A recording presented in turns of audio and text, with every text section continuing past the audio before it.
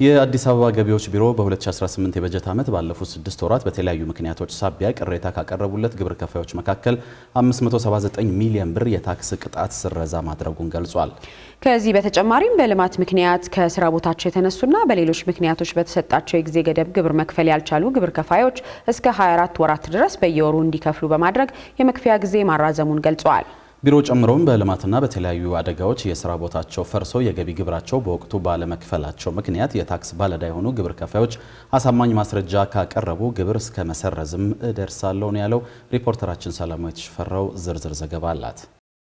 የአዲስ አበባ ከተማ ገቢዎች ቢሮ ዛሬ በሰጠው ጋዜጣዊ መግለጫ በከተማ አስተዳደሩ ስር ያሉ ግብር ከፋዮች ለሚያቀርቡት ቅሬታ በታክስ ሕጉ መሰረት የተጣለባቸውን ቅጣት በማንሳት እንዲሁም በተለያየ ምክንያት ግብር ለመክፈል አቅማቸው ያልቻለ ግብር ከፋዮችን ግብር የመክፈያ ጊዜ እያራዘመ እንደሚገኝ አስታውቋል። ቢሮው ይህንን የሚያደርገው በቅጣት አነሳስ መመሪያ መሰረት እንደሆነ ገልጾ በተለያዩ የተፈጥሮና የሰው ሰራሽ አደጋዎች ሀብትና ንብረቱ የወደመ ግብር ከፋይ በዚህ መመሪያ መሰረት እየተስተናገደ እንደሚገኝም ገልጿል። ለምሳሌ የተፈጥሮ አደጋ የምንላቸው የጎርፍ የመሬት ናዳ መንቀጥቀጥ ሊሆን ይችላል። በዚህ ምክንያት ሀብት ንብረቱ የወደመበት ሰው፣ በሰው ሰራሽ አደጋዎች በእሳት አደጋ ሊሆን ይችላል።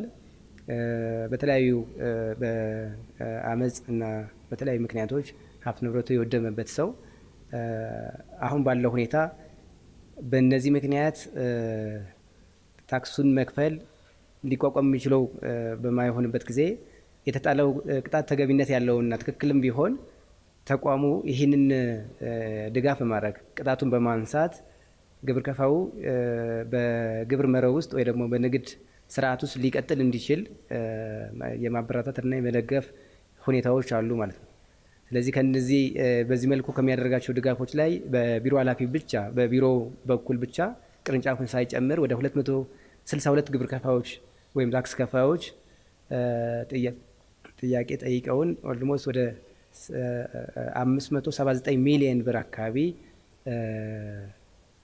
የታክስ ቅጣቱ ስረዛ ተደርጎለታል ወይም ደግሞ ተነስቶላቸዋል ማለት ነው። ከዚህ በተጨማሪም በልማት ምክንያት ከስራ ቦታቸው የተነሱና በሌሎች የተለያዩ ምክንያቶች በጊዜ ግብራቸው መክፈል ላልቻሉ ግብር ከፋዮች ደግሞ ከ6 ወር እስከ 2 ዓመት ድረስ የግብር መክፈያ ጊዜ እንዲራዘምላቸው መደረጉን የቢሮው የታክስ ዕዳ አስተዳደር ዳይሬክተር ንብረት በሪሁን ተናግረዋል። ቅድም ከጠቀስኳቸው ተጨማሪ ከተማችን በልማት ጎዳና ውስጥ ያለው በመንግስት ቦታውን በልማት በመፈለጉ ምክንያት የፈረሰባቸው ግብር ከፋዮች ደግሞ በአጋጣሚ ሆኖ ኪሳራ ውስጥም ያሉ ግብር ከፋዮች እና ሌሎች ምክንያቶች ውስጥ ያሉት ግብር ከፋዮች በአንዴ ደግሞ ዕዳቸው መክፈል የማይችሉ በሚሆንበት ጊዜ አሁንም ተጨማሪ የክፍያ ጊዜ ስምምነት በመስጠት ዕዳቸውን በተጨማሪ ወራት ውስጥ በየወሩ ተከፋፍሎ ተሸንሽሎ ተሰጥቶ በዛ መልኩ እንዲከፍሉ ድጋፍ የተደረገ ነው።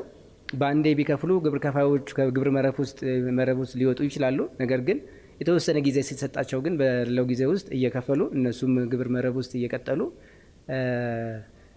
መንግስትንም ግለሰቡ ራሱንም የሚጠቅምበት ሁኔታ ማመቻቸት ወይም ድጋፍ ማድረግ የዚህ የክፍያ ጊዜ ስምምነት የምንለው መመሪያ ስርዓት ዓላማው ነው ማለት ነው።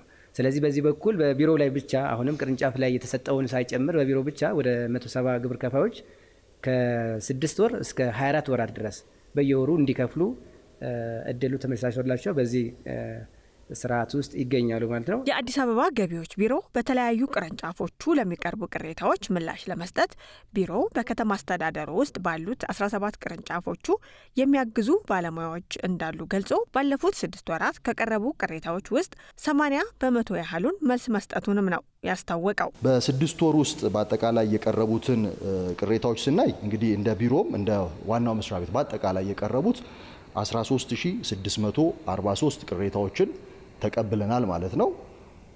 ከዛ ውስጥ በእኛ በክፍል ታይቶ በብራንችም በዋናው መስሪያ ቤትም ወደ 11892 ግብር ከፋዎች ወይም 89% የሚሆኑትን መልስ ሰጥተናል ማለት ነው። 1518 የግብር ከፋዎች ቅሬታ መልስ ያልሰጠናቸው አሉ። ያው ቅድም እንዳልኳቸው እነዚህ ቅሬታ ሂደቶች ራሱ ሂደት አለው።